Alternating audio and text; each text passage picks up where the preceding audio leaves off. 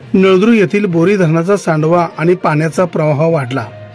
नळदुर्ग येथील युवक वसीम शेख यांचा वाघ्याच्या ढवात पाय घसरून पडल्याने मृत्यू।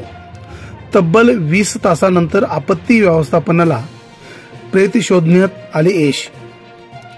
नळदुर्ग येथील बोरी धरणाच्या सांडव्यात कपडे धुण्यासाठी गेलेला युवक वसीम युसुफ शेख 6 ऑक्टोबर रोजी बोरी धरणाच्या सांडव्यात पाण्याच्या प्रवाहात वाघाच्या ढवात पाय घसरून पाण्यात पडल्याने पाण्याचा मोठा प्रवाह असल्याने त्या प्रवाहात वाहून गेला होता।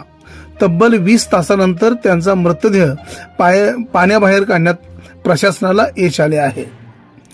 नळदुर्ग येथील युवक वसीम युसुफ शेख हा 6 ऑक्टोबर रोजी बोरी धरणाच्या सांडव्यावर कपडे धुण्यासाठी गेला होता। दुपारी 1:30 वाजण्याच्या सुमारास बोरी धरणाच्या पाण्याचा प्रवाह खूप मोठा असल्याने वसीम याचा पाय घसरला आणि तो प्रवाहामध्ये वाघाच्या ढवात पडल्याने त्याचा मृत्यू झाला।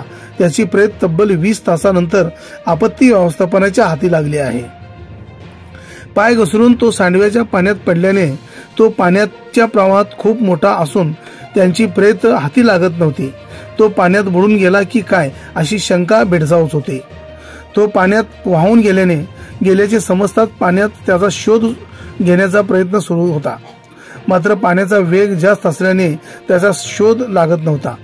मात्र 6 ऑक्टोबर रोजी वसीमचा शोध घेण्यास अपयश आले होते।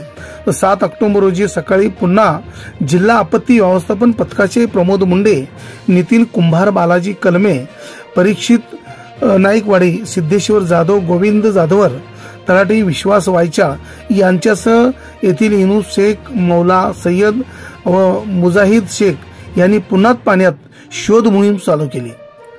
यावेळी बोटी व गळाचा वापर करून तब्बल 20 तासानंतर सकाळी 10 वाजेच्या सुमारास मृतदेह पाण्याबाहेर काढण्यात आला आणि या पथकाला यश मिळाले आहे।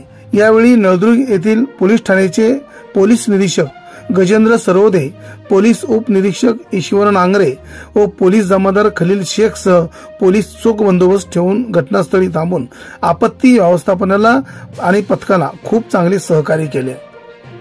नळदुर्ग लाईव्ह न्यूज साठी दादासाहेब बनसोडे, नळदुर्ग, धाराशिव।